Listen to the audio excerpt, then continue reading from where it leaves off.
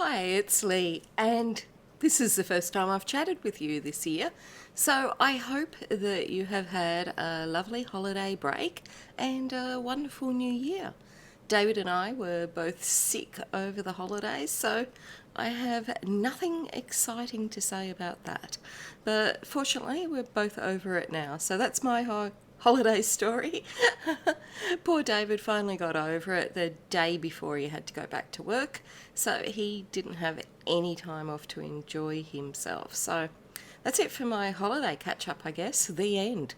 But I was thinking about New Year's Eve as we were huddled on the couch, both feeling sick as a dog, and I've always wanted to see the Big Apple drop in Times Square in New York. It's one of those bucket list things. Have you guys ever seen that, like in real life, not on TV? I would just love to know what it's like. So, anyway, that got me thinking about apples. And I admit that I had taken some cold medicine, so that's probably what made me remember the golden apple. And I thought I'd share that story with you today. Before we go on with the story, though, I do want to mention that I'm colouring today from Karolina Kubikowska's latest colouring book, Circle of Nature. And I've got reviews of this and the gorgeous, absolutely stunning, I cannot do it justice with words, premium edition of this book. And now I've actually not colouring in the book. I've actually coloured the image onto Nina cardstock because I'm absolutely terrified of ruining the beautiful artwork in the book. Now, I'm also going to use my magic pencils. This year I want to try and get away from using my Prismacolors all the time. I know not everyone has them, and I just keep using them over and over, and I really have so many pencils, so I thought I would use something different this year. And I was reading an email the other day from Gail, and she mentioned her magic pencils in the email that she was using on a colouring page, and I thought it sounded really familiar. So I went and checked my shelves, and yes, I have magic pencils, so it's definitely time to use them. The other thing about these pencils is that they have different colours threaded into the pigment, and they're actually woodless, so there's protective coating on the barrel, but it's all pigment, and they do break really easily, so be careful with them if you buy them. And if you move the pencil as you colour, you'll get different colours, and you can sort of turn the pencil a bit, and it's all a bit magical. Sometimes you can get an unexpected result. Anyway, enough about pencils, let's move on to apples. So back in 1982, a book was released called The Golden Apple Tale. Now, it was authored by a gentleman called Cam Kaskin, and he brought to life this tale through illustrations by Karen Wagner, and it was a self-published book by Fantasy Press in Grand Rapids in Michigan. Now, this small red hardbound book, it was only 32 pages, has actually had people scratching their heads for over 40 years. Now, the book was not available at bookshops. In fact, the only marketing for the book was by advertisement in magazines, like the Games magazine. Now, basically, you had to buy the magazine and either fill in the advertisement order form and send it off by mail, this is before the internet, or perhaps even telephone for it and place an order for the book. Now, the book is a tale about a golden apple, but it's much more than that. It's actually instructions for a treasure hunt with the clues contained in the book. Now, the book starts off with a black and white picture of a necklace with an apple cut in half as a pendant. Now, oddly, the picture shows the necklace as 92% of actual size rather than 100%. So is this a clue as well? Like, why would you put something as 92% of actual size rather than just go to 100? This necklace is actually the prize if you win the treasure hunt. Now, readers are instructed that the 18-carat gold apple, adorned with diamonds and handcrafted by Jeffrey Juhas, was shipped somewhere in the US and then lost. But it's not really lost, though, because the author then immediately explains that the golden apple can be found by solving the visual, verbal and computational clues in the story in the book. Now, once you solve that, you'll be able to locate the secret hiding place, and Cam will even accompany you to pick it up. Now, of course, this was pre-internet days, so when you solved the puzzle, you had to actually write to Cam, care of his publisher's post office box in Grand Rapids, Michigan, to arrange that sort of handover. So that's it for the instructions. Then we get to the clues. Or were the clues actually beforehand? Like, we don't know. A story about the Donleg family with illustrations continues for the rest of the book. Now, if you want to follow along and look at the illustrations, you can download a PDF of the book at the link below. Now, on each page of the story, 4 of the states of the US have been printed, and this is throughout the book. There are also numerous hand-drawn illustrations, and on those pages where the hand-drawn illustrations are, and not the actual story, there's a stanza of a poem. Now, I'll give you a summary of the Golden Apple tale, but if you really want all the clues and delve into it, you'll need to read it yourself because I can't tell you everything.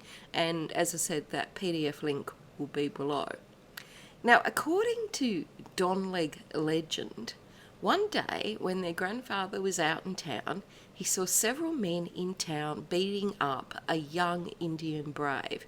Now, the grandfather was absolutely horrified by this, and he took out his 6-shooter and he basically broke up the fight, and the men took off and they left the poor, hurt young Indian brave there by himself. And there's an illustration and another stanza of a poem that accompanies this, as it does throughout the book. Now, of course, the grandfather, Donleg, he cared for the young Indian and he took him back to the Indian's home. Now, they thought nothing more of this incident and life continued for the Donlegs until 3 days later. The Donlegs were amazed when the Sioux chief appeared at their home. He wanted to personally thank Grandpa Donleg for helping his son. Not only did he want to thank them, but he also wanted to give them a gift. Now, the chief then hung a bright and glittering object on the first of their apple trees in the 3rd row, and the chief told the Donleg family that now their fruit would be abundant. After the chief left, the Donlegs inspected the object glittering in the tree, and they discovered it was a golden apple. Now, the Donlegs were amazed at the gift, like, how did he even come by this expensive sparkly piece of jewellery and by the beauty of it, and they decided to leave it hanging in the tree like a talisman. The years passed and the Donlegs' orchard flourished. They'd always done well with their orchard due to their work ethic and care for their crop, but they became more and more successful, and they became known for the quality of their apples. Not everyone was happy about their success, though. Another nearby farm that also had an apple orchard was run by the McIntosh family, and they were jealous of the Donleg success. Their orchard, though, was poorly run. Their trees weren't well looked after, their distribution was bad, and often their fruit was just left to rot.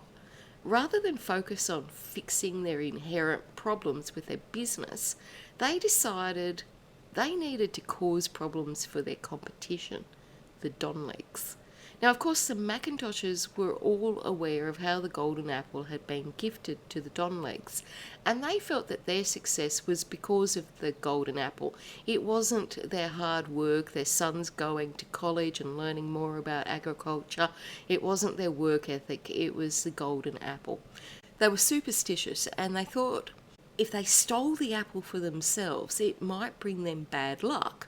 So they decided instead to leave the apple in the Donlegs' orchard, but move it. So one night they snuck into the farm with their ladder and lantern, and they located the golden apple on the first tree in the 2nd row.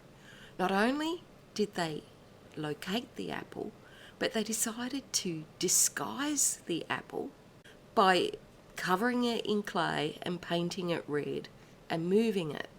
They moved it from the first tree in the 3rd row to the first tree in the 2nd row. The next day, the Donlegs, unaware of what had happened the night before, started their harvest of the apples.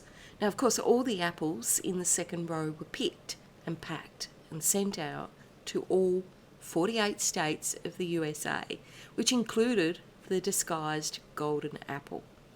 The Macintoshes were soon bragging in town how they'd tricked the Donlegs into losing the golden apple. Now, this didn't work in their favour, though. They weren't popular and the townspeople turned against them.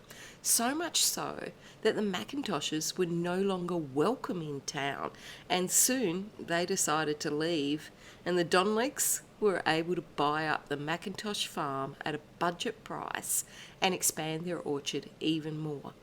Even the loss of the golden apple did not affect the ability of the Donlegs to flourish. The story continues with the Donlegs' reflection that the best of prize-winning apples always seem to come from the first tree in the third row. Now, if you're following along, this is where the Indian chief had hung the golden apple originally. The book concludes with a bit of a bio about Cam, noting he has a degree in maths and interest in philosophy and also treasure hunting as well. And he wishes readers luck finding the clues, and he even offers to update people when it's found for a fee. And have you noticed? The Donleg family is actually an anagram of golden as well. So the book is filled with clues to find this golden apple, but it's really difficult to work out what's a clue and what isn't. For instance, throughout the story there are states on each page, and one of the letters showing the state's name is actually bolded. Now, it's not the first letter as you would expect for sentence casing, it's just actually random letters, but if you compile all the bolded letters together, it spells out a word called, or it spells out pine trees. Well, that doesn't really progress things very far. Another interesting thing is that the story contains a lot of spelling and grammatical mistakes. Now, it was written in 1982, so it may be because Cam was using a typewriter, and it may have been prior to correction fluid or liquid paper to correct typos, or he may be bad at spelling, or maybe they are not spelling mistakes, maybe they are intentional. And the other thing is that even though they may look like incorrect spellings of a word, they are actual words that have a meaning. So, for example, Grandma Kathleen has her name spelled as Kathleen, so Kathlene, rather than the usual Kathleen, which is Leen, or Kathleen, which is Lyn. But people do spell their name like Kathleen with Line. So is it a mistake, or is it a different spelling? Is it like a regional thing that people spell that way, or maybe a generational thing? Or is it meant to be Kathleen, which also has a meaning, which means pure? So is it intentional, or is it a specific clue? Of course, the simplest thing would be to reach out to the author and ask them if anyone has found the golden apple, or if it actually still exists. I mean, it's been 40 years. Has it been taken from its hiding place and the whole thing been forgotten? But here's the thing. Cam doesn't exist. It turns out that Cam is just a pen name. So the next logical step is to contact the publishers. But guess what? Fantasy Press Publishers doesn't exist either. So now there's another puzzle. Who's Cam? Maybe if people know who the actual author is, the clues to the puzzle would have more context and make it more solvable. So a lot of people over the years have tried to discover who the author is and hopefully solve the golden apple puzzle by doing so. Martin Smith from Read and Seek initially felt that he was on a winner and that the author had to be Jeff Raskin. Now, you see, Jeff Raskin was the lead developer of Apple Macintosh, so we have a link to a type of apple, very hard one if you wanted to buy it into that, and Mac, spelt backwards, equals Cam. And he too has a mathematics background. But nope, that lead didn't pan out, with Jeff Raskin's wife confirming her late husband had never written the golden apple. So it was then suspected that the jeweller mentioned in the story that designed the necklace was the author. Jeff Duhas, the jeweller, was tracked down, and he's actually a real live person, the first one that we've come across that's actually alive in this story. And surprisingly, he also has a Bachelor of Science in Maths, just like Cam. But Jeff Duhas flatly denied he was the author. He did remember the transaction, though, that a young man ordered the apple when he was a young jeweller. He ordered the necklace, he paid for it in cash, and that's all. And he couldn't tell the treasure hunters anything else. No name, no description, and no records that he held that I know of. At that time, he was an employee before starting his business, so it would be unlikely that he would have kept his employer's records from the 1980s. Now, of course, there was one more clue. The artist, Karen Wagner, I believe someone from the treasure hunting community reached out and contacted her. She apparently does exist, but they never heard back, and that lead sort of just fizzled out, it seems. I haven't heard anything more on that. But people in treasure hunting forums, by the way, who knew there was treasure hunting forums? I guess there is a forum for everything. So they even reached out to the post office to see who rented the box that you were meant to contact if you'd solved the puzzle. Unfortunately, their records didn't go back to the 1980s, and that lead also fizzled out. So people then turned to the book itself. The problem, though, is the book wasn't a success, and as there were very few copies around of it, it was actually really difficult to inspect.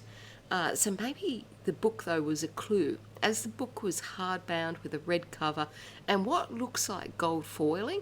It looks like it couldn't have been done by a normal copying machine. It looks like it would have to have been professionally printed and bound. Now, at the time, there were professional printers in the Michigan area that could have done this work, but it seems this lead either wasn't explored further, maybe due to the lack of copies of having the original book to show, but either way, it also sort of fizzled out. Now, anyway, not knowing the actual author seemed to lead to a bit of a dead end with the puzzle. It seems like it's something like that with all the clues, the illustrations, the constellations in the book, the poems, it should be solvable. But here we are, over 40 years later, and it's still not solved. Martin Smith from Read and Seek, and I apologise in the background if you can hear my neighbour mowing the lawn. Martin Smith from Read and Seek has done an amazing job of trying to decipher this puzzle that you can read up on his website. I'll have a link below. What he seems to have worked out is that deciphering the poem leads to an instruction to put the stanzas in order. Now, how do you know you've got the correct order? But anyway, once you have them in order, you then get clues which are more location in nature. So telling you where to go, basically. So as the 40th anniversary of the release of the Golden Apple Tale loomed, something pretty exciting happened. In 2022, a group of treasure hunters led by George Ward from, I believe, the Secret podcast, felt that he could put a name to Cam. Now, George is not on his own. He has a team. These treasure hunters work together.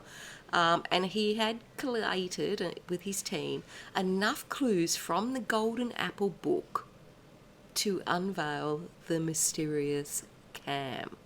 Now, George hasn't divulged how he came to this name, but he said that the answer was basically in the book, and he told the Mysterious Writings website that you needed to actually know the name when reading the book, and once you knew that, it sort of all fell into place. When you went through the information in the book, it could only logically be this one particular person. So now it's all very well having a theory, but he needed to confirm if their theory was true. So to solve this part of the treasure hunt, George Ward and his team needed someone in Michigan on the ground to basically knock on the door of the guy they suspected was the author of the Golden Tale. Now, luckily, this treasure hunting community is pretty tight, and Martin Smith from Read and Seek actually lives in Michigan, so he was the one who George Ward asked to go knock on the door. Martin Smith bravely took on the task to go ask some random stranger if he was the author of The Golden Apple. Now, I can't imagine how awkward it would be just to rock up to some random house and approach someone who has remained anonymous for 40 years and ask them to spill their secrets. I really can't imagine it. But Martin Smith did. He brought along his family as reinforcements to Grand Rapids, Michigan, and he went to the address that George Ward had sleuthed out as Cam's home. And as he approached the house, he could see that the windows were covered. A sign warned visitors to beware of the dog. There was a motion sensor that detected his presence, and the sound of barking dogs filled the air. At that stage, I think I would have turned back and got in my car and left, but Martin bravely knocked on the door. A man answered. Martin told the man he was part of an online treasure community, and he then asked him the question the treasure community was dying to know. Are you Cam? Surprisingly, he said yes. He was amazed that people were still interested in treasure hunts, and he couldn't believe that there was a whole online community still fascinated by treasure hunts and the Golden Apple. Now, the two talked for a while, and Martin got the impression that Cam was a bit of a recluse. He didn't invite him in, or if he did, Martin didn't go in. I'm still using the name Cam, by the way, as he wanted to maintain his anonymity. It turns out that Cam is a bit of an inventor and entrepreneur, and back in the 1980s, treasure hunts were really popular. So he decided to be part of that trend, releasing his own treasure hunt book, The Golden Apple. Now, it seemed by the late 80s that people lost interest in treasure hunts, and as the book had never sold that well, it seems that Cam had just moved on with his life and other inventions and entrepreneurial activities. He seemed to have no idea that there was a whole online world that had never lost interest in him or the mysterious Golden Apple. And he also still believed that he had a stack of these very rare Golden Apple books in the house, but he wasn't able to find them, but he did promise to look for them, so watch out, the Golden Apple might be online sometime soon. Now, without any prompting, Cam also gave away some very important clues to those that still want to solve the puzzle. First, no one has claimed the prize, and he hasn't retrieved it. The apple is still out there. Why did he leave the Golden Apple? Martin got the impression it was one of those entrepreneurial ideas, and he was riding off the coattails of another idea in a book called Masquerade that was also based on a treasure hunt. But unfortunately, Cam's book never really took off. Many people think that the book actually didn't achieve the success it should have, because compared to other treasure hunt books, it was just too long and convoluted with too many pages of things that may or may not be clues. He told Martin Smith that he hasn't retrieved the Golden Apple, but he said he passes it on a pretty regular basis and it's not too far away. So it's in the city of Grand Rapids, Michigan, somewhere. And he did say he gets worried and concerned because of all the construction in Grand Rapids over the years. But so far, it hasn't been touched by construction. Now, because it's a concern for him, it makes me think it's near a road or a park, because he can see it passing by as he's driving, so therefore not buried. So they seem like two pretty big clues. Personally, because of the actual story, I think it's in a tree. I really think, where do you hide something in plain sight? In a tree. And because most people don't look up when they're sort of looking around for things. So personally, I think it's up a tree, but who knows? I'm not going to Grand Rapids, Michigan to find out. Now, locating the author and Martin's chat with him, where he voluntarily disclosed all that information about the golden apple, has to be the biggest clues this decades-old treasure hunt has had. And the main reason for that is that people no longer need to look in every state of the USA or even every town, because Cam has basically said that he drives past the apple. So the search has just been narrowed down to Grand Rapids, Michigan, instead of all of the USA. Now this is a major clue, and it makes it so much easier for even armchair treasure hunters that don't have boots on the ground to solve it. Now, George Ward says that the clues are fairly easy to solve, but once the individual clues are solved, the trick is how to apply those answers to the clues to build a path to recover the apple. But he does believe that people can still solve this puzzle, even if they're not local, by using your local library to look up references in the area and use historical societies as well. And by leveraging all of these public documents, he thinks that you should still be able to solve it. Mind you, he hasn't solved it, so I don't know. So the description of the apple is a unique 18-carat apple adorned with diamonds. Now, it's probably not worth much. The value of it is actually being the one to solve this 40-year-old puzzle. That's what would be priceless. The actual necklace itself is probably worth less than $1,000. Now, before discovering the author of the golden apple, Martin Smith had actually been working on his own treasure hunt. He regularly hosts treasure hunts if you're in the Grand Rapids area. He does treasure hunts called Grand Rapids Riddler Hunts. And if you want more information about that, you go on to Read and Seek. And he had actually been working on a tribute to the golden apple as a treasure hunt for that 40th year anniversary that was coming up. And then they discovered the real Cam, and he was the one to go and actually meet Cam. So how's that? And he hadn't even released his tribute to the golden apple then. So he was a little bit worried, now once they actually located Cam, he was worried about the copyright issues because the golden apple is under copyright still. So he actually approached Cam to ensure he didn't step on any copyright toes and get his consent to release his own tribute to the golden apple. And Cam actually ended up writing the foreword for Martin Smith's book. So how good's that? So Martin Smith has a golden apple tribute book. It's not the same as Cam's, it's a different tribute. There's even a prize. It's a golden apple covered in jewels. I think you expected that, didn't you? And so if you like treasure hunts, you might like doing Martin's. I don't think it's going to be as difficult as Cam's, and it might be something that you can sink your teeth in. You have to buy his book to do it. I'll leave a link below.